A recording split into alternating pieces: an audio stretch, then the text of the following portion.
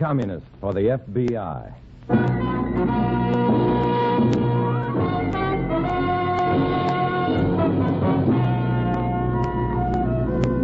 Starring Dana Andrews in an exciting tale of danger and espionage. I Was a Communist for the FBI.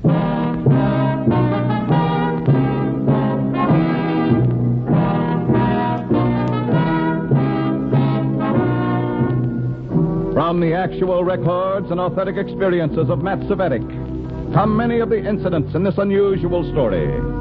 Here is our star, Dana Andrews, as Matt Cvetic, who for 9 fantastic years lived as a communist for the FBI. I always thought I'd like to travel until I took that long 9-year ride on the red wagon of the Communist Party. The road was bumpy, the accommodations terrible, and worst of all, there's no return trip. This story is part of that fateful journey. In a moment, listen to Dana Andrews as Matt Cvetic, Undercover Man.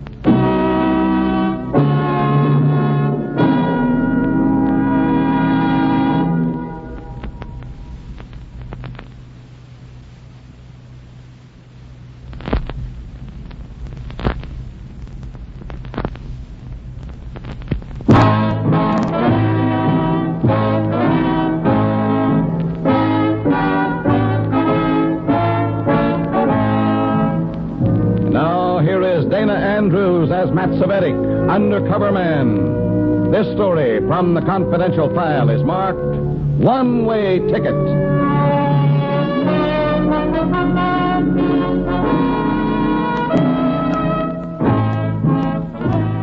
I was on another one of those mystery missions for the commies. You know the kind. No questions answered, no reasons given. They just hand you a slip of paper with a name and address on it. You're told to go there, that's all. Just go there. Tonight. The name on the paper, Victor Rocco, photographer. The address, a sleazy penny arcade on the street near the waterfront. A great place to find a photographer, all right. Shooting gallery on one side, skee ball on the other.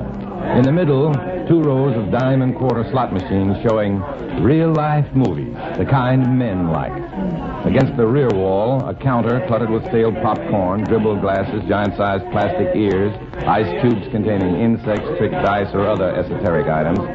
Next to this counter, a booth festooned with faded bantam snapshots under a sign reading, Taken here, any size, any price, any pose, snapshots for all occasions, passport, show for license, identification, novelty photo for the folks back home.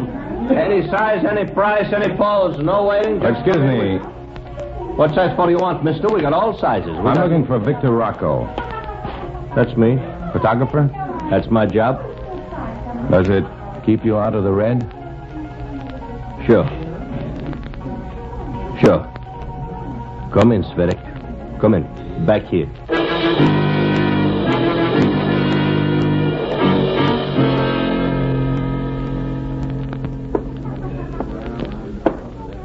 All right, comrade.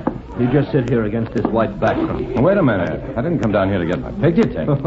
Yes, you did, my boy. What? Please. Now you sit here, huh? Please. Listen, I tell you, I'm not... Turn your head this way. Just a little more this way. That's it. Hold it that way. Hey, wet your lips a little, huh? All right, hold still now. Done. Would you mind telling me what this is all about? Sure. You come to see a photographer. Photographer takes your picture. Why else do you come here? Because I was sent here to see you. You don't have to wait for your copy of the picture. I'll take care of it for you. Why do I need my picture taken at all? Oh, and if I don't see you again before you leave, Comrade Cvetic. Bon voyage. Bon voyage? What are you talking about?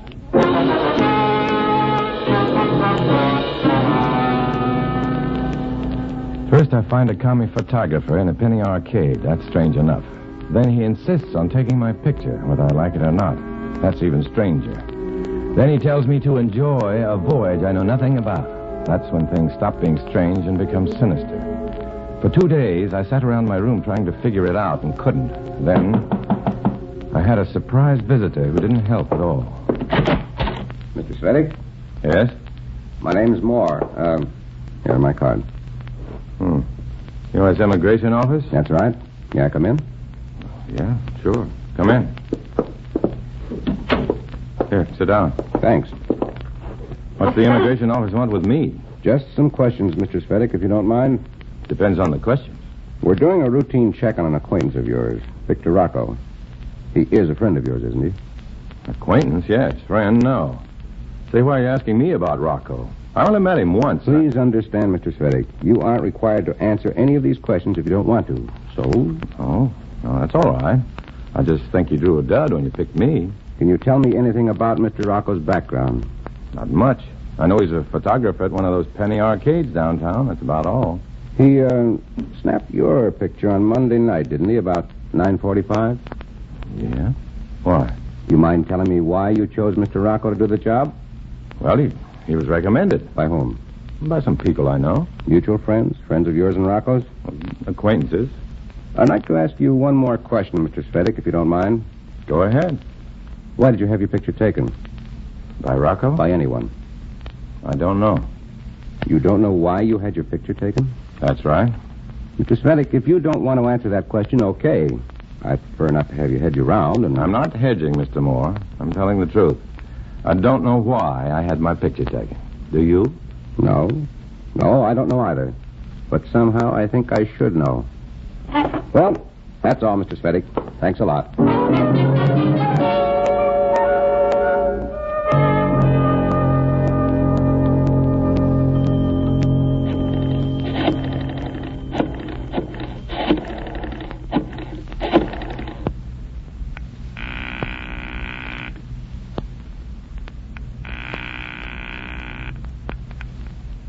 Beaker. Beaker, this is Red. Matt, where are you? In a booth near my house. Anything wrong? Well, I'm not sure. What's all this hocus-pocus about the immigration office and Victor Rocco and everything? Oh, did Moore call on you? Yeah. Well, there's no need for all that sort of thing. If I knew anything about Rocco, you guys would know it, too. Moore doesn't know about your job, Matt. He knows you simply as a busy little Red. What's he want with Rocco? Mr. and Mrs. Rocco have applied for passports. They've been in and out of this country a lot lately, but they've never bothered to file for citizenship. Oh. The State Department isn't sure what to do about Rocco. They may detain him or let him go and then close the gates behind him. Him and his wife, that is. Is she a commie, too? Yes, but we need to know more than that. We don't know what Rocco does to earn his keep in the party. We don't know why he and his wife roll up all that ocean mileage.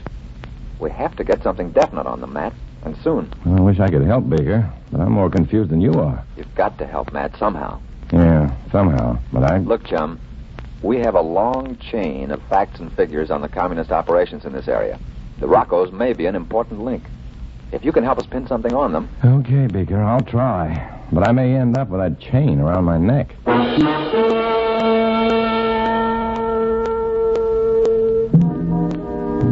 left the phone booth more confused than ever. The FBI and the State Department's immigration office had plans for Comrade Rocco, all right. But beneath all the unexplained circumstances, it was obvious that Rocco and the party had plans for me. Until I knew what they were, I couldn't help the FBI or myself.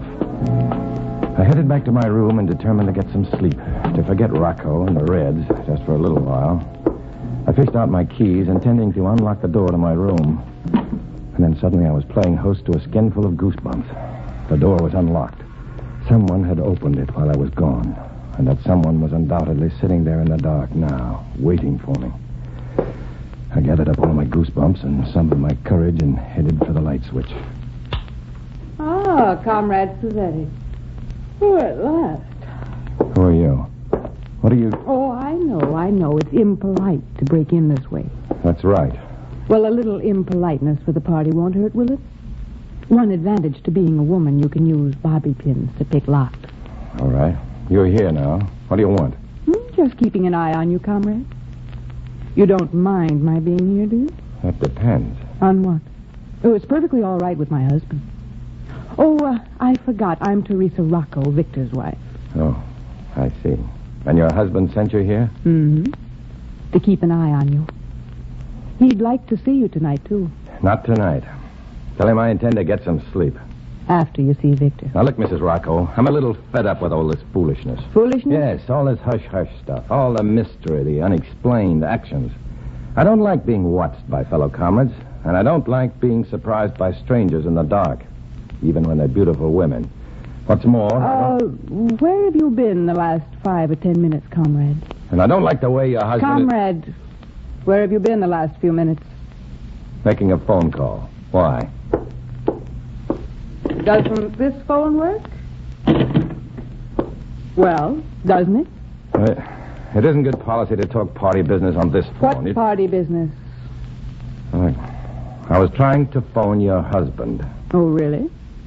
What for? I wanted to warn him that an immigration officer was here asking questions about him. And you, too. No, Moore. Harold Moore. Yeah, Moore. From all indications, Mrs. Rocco, you and your husband are about to be deported. No, not yet. What do you mean, not yet? How can you stop Oh, them? they'll kick us out, all right. Sooner or later. But not now. Right now, the party doesn't want Victor to be kicked out. So I may go, but he'll stay. You're being a little naive. Even the Communist Party can't keep the American Come government on, let's from... go, comrade. Go where? My husband wants to see you. Why?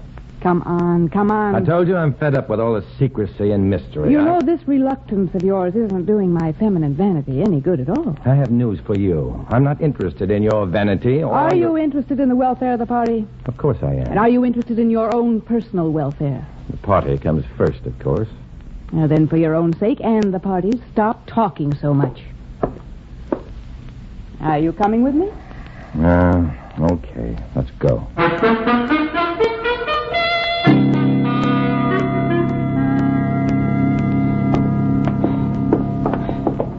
Oh, you found him okay, huh, Teresa? He didn't object too much. Ain't I got a terrific wife, Svedik? Yeah, charming. Oh, thank you, comrade.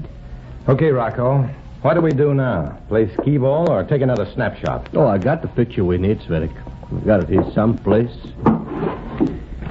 No, I had it. Oh, no, here it is. What's that? Passport. You mean the State Department approved your passport after all? My husband approves his own passport. And this is a good one, all right. Like they say, I made it myself. All right, take it, Svedik. That's yours. Mine? I don't need a Here, you passport. see? Your picture's right in it. That's good, huh? But you're the one who's taking the trip. All right, Teresa, all right. No, Svedik, you take another look. That name under your picture in the passport. Victor Rocco. Wait a minute. It's my picture. Your name. What's the gag, Rocco? I thought maybe Teresa told you. The party don't want me to be deported yet. So you go in my place. What? Teresa, cut it out. I can't help it. He looks so funny. Why so worried, Comrade Svedik? Don't you want me for a wife? There's nothing to it, Svedik. When America kicks out Mr. and Mrs. Victor Rocco, you'll be Victor Rocco. After all, you're doing it for me and the party. Now, just a minute. You can't kick me out of my own country. Oh, no? You watch and see, comrade.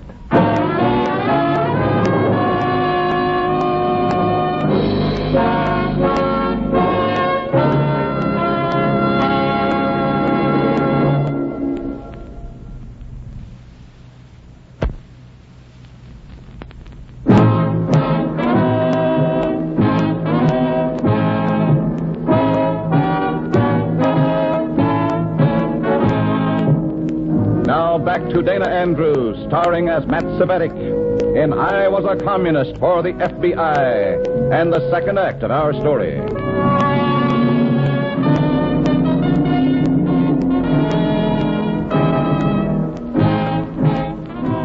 Who wants to live in America anyway? That was Comrade Rocco's implication when he told me I was to be kicked out of my own country. I couldn't answer that the way I wanted to. I still had to play the part of the loyal Red, even though I was being deported by the commies. You know, Victor, I think Comrade Svedik doesn't want me for a wife. Rocco, this can't possibly work. The immigration office is bound to find out about those phony Oh, passports. sure, they'll find out, but not right away. You see, I got work to do here. I got to finish it. While the immigration people are finding out about this, I'll have time to finish my job, and you'll have time to get to Europe and do your job. Just what job is that? Deliveries. My work is passports, citizenship papers, all sorts of legal documents. I make them up for party members who need them. You mean you forge passports, legal papers? Oh, sure, me and Teresa. We have a lot of comrades overseas, you know, who can be very valuable to the party here in America. I see. And I'm to deliver the phony passports to them, that is? That's it. Well, I don't know my way around Europe, you know. I do, comrade. Oh, Teresa's a big help. She'd take care of you. Doesn't it bother you, Rocco? Huh? Another man with your wife? Oh, listen, Svedik, it'd do you good to get out of America. You're getting those sentimental bourgeois ideas. What about her passport? Oh, my passport's all in order. Sure, I put it in order. Now, listen, if you got any loose ends to clear up, Svedik, you better go do it. You sail for Europe in 2 days. Loose ends. I was at loose ends, all right. Soon I'd be leaving this country with the name, identity, and reputation of a man I despised. A man despised by the American government. And Rocco, he'd stay here, brewing new poisons for the commies to use until the hoax was discovered. I left the Roccos at the Penny Arcade and headed for the street. I had to get word to the FBI or to the immigration office or to anyone. I had to do it now. But it was late. Too late to find a cruising taxi. I crossed the street, turned a corner where the traffic was heavier. Hey, taxi! Taxi! Hey! What's the matter with you, you lunkhead? Stepping off the curb like that. I'm sorry. I've got to get across town fast. Sorry, Bud, I got a fare. But this is an emergency. There aren't any cabs around here at this hour. My flag's down, Bud. Sorry, move back, will you? It's important, I tell you. Maybe if you ask your passenger... Sort yourself. Pardon me. I hate to be so melodramatic, but would you mind if No, I don't mind at all. Oh, hello, Mrs. Rocco. In fact, I was going to stop by your place Why? to see if I could help you pack or anything. Or, did you have other plans? No. No other plans.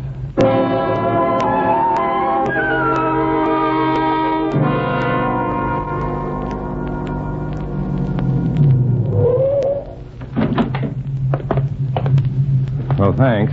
Thanks for the lift. Are you sure you don't need help? I imagine you have lots to do. Yeah, but I'll manage somehow. Thanks anyway. There are lots of tricks to packing for an ocean voyage, you know. Well, if I need help, I'll call on you, Mrs. Rocco. Good. I'll be around. Yeah, I know that.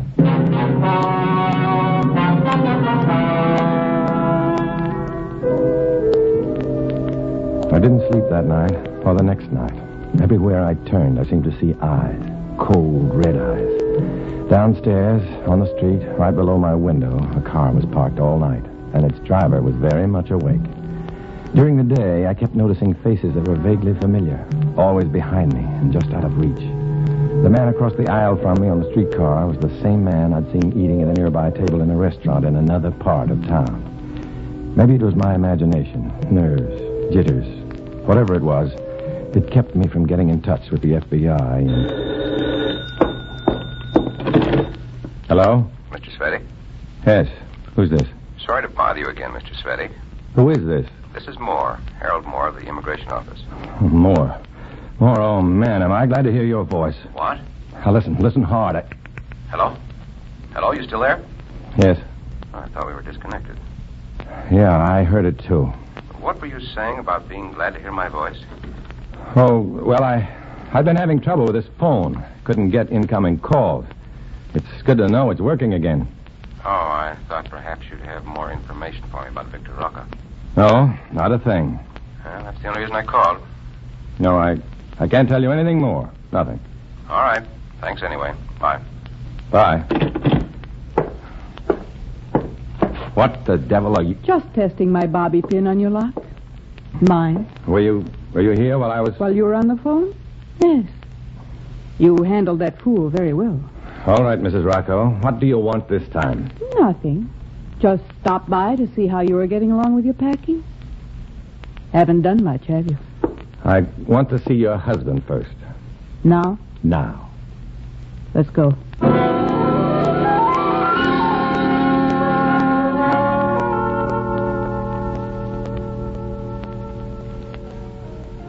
Rocco, what about those phony passports I'm to deliver overseas? Oh, they'll be ready. Don't worry. I haven't packed yet, Rocco, because I want to hide that stuff the right way. Is it much of a package? No. Just a large envelope. Fit behind the lining of a suitcase easy. Okay, let's have it.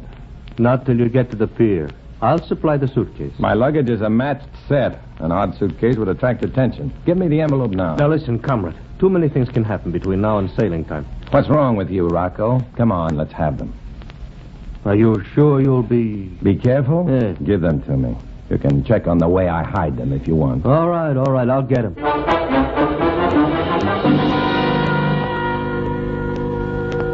My plan wasn't very clever, but it was the only chance I had. I intended to sew a dummy envelope into the lining of the suitcase and mail the real thing to the FBI. But I must have undersold myself on Rocco's diligence. All right, Svenk, let's go.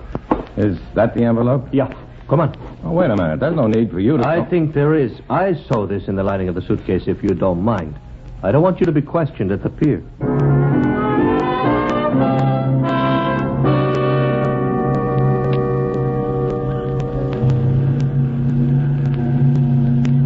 Where's your luggage, Svenk? You've been keeping track of your luggage? Well, stop worrying, Rocco. I had it taken aboard. Was mine with yours, Matt? Yes, Listen, stop calling me Rocco. And you, Teresa, stop calling him Matt. From now on, he's Victor Rocco. You understand? Oh, I wish you'd stop being so I nervous. have a right to be nervous. Pardon me a moment, sir. Are you Victor Rocco? Yes, Yes, I am. May I see your passport a moment? Oh, wait a minute. What's the meaning of this, officer? There's no reason. Just a mix-up with the luggage, sir. What? What sort of mix-up? It isn't lost. No, ma'am. Would you mind stepping into the customs office, please?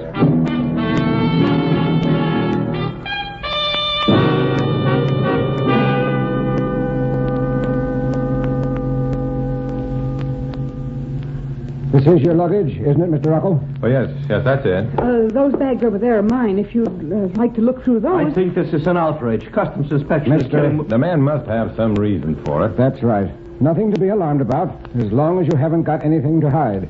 Where do people usually hide things? Depends. Usually they find a spot in the lining of a suitcase. Well, we'll see.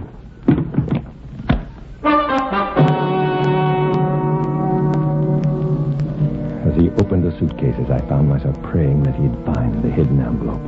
Praying like I'd never prayed before. This was the last chance I had. The last chance to stay in my own country and keep my own name and identity. Well, that does it. Sorry for all the inconvenience, folks. If you like, I'll see that your luggage gets on... You didn't find what you were looking for? Well, you needn't sound so disappointed. Hey, come on, let's get on the boat. Awfully sorry, folks. Have a pleasant trip.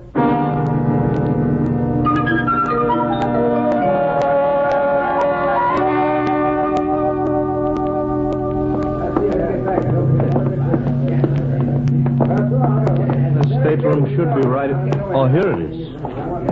Staterooms B7 and B9. Yeah, that's us. Aren't you coming in, Rocco? No. You look grimmer than I feel. What's the matter? Why should you feel grim? You're getting out of this bourgeois snake pit. You're going to where the proletariat can flex its muscles in the stupid, flabby face of democracy. This isn't the time for a speech, Victor. Aren't you going to say goodbye to me? Well, there's still a few minutes. I'll come in for a second. Okay, come on in. Well, Hello, everybody. What? Thought you'd never get here.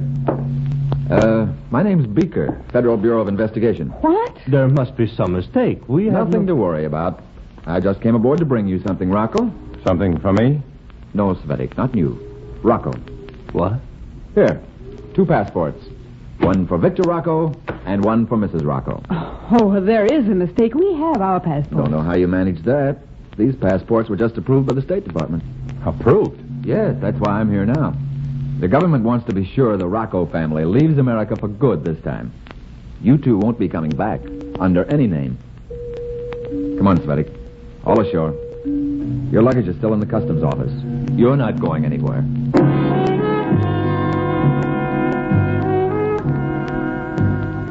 I left the ship with Beaker. The Roccos left America on the ship, caught in a trap that was sprung when they wouldn't wait for legitimate passport approval. They were due to pay the price of failure to their red comrades overseas. For the all-important envelope went from the lining of my suitcase to the files of the FBI. I learned from Beaker that the commies weren't the only ones who'd been keeping close check on me. He'd assigned some friends to the job, too. Sure, I tried to thank him, but how do you thank a man for your freedom? This time, as I walked away from the harbor, back to the people I despised and the work I hated, things seemed to make more sense. Behind it all, there were friends, and there was freedom. Knowing this, it was easier, much easier, to walk the crooked red road, to walk that road alone.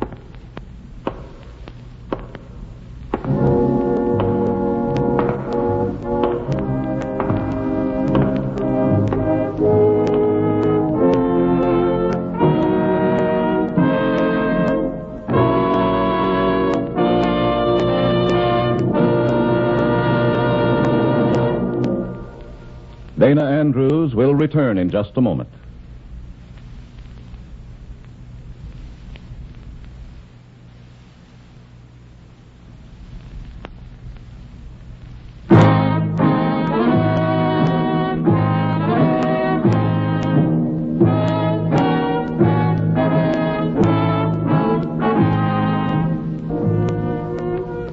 This is Dana Andrews, friends.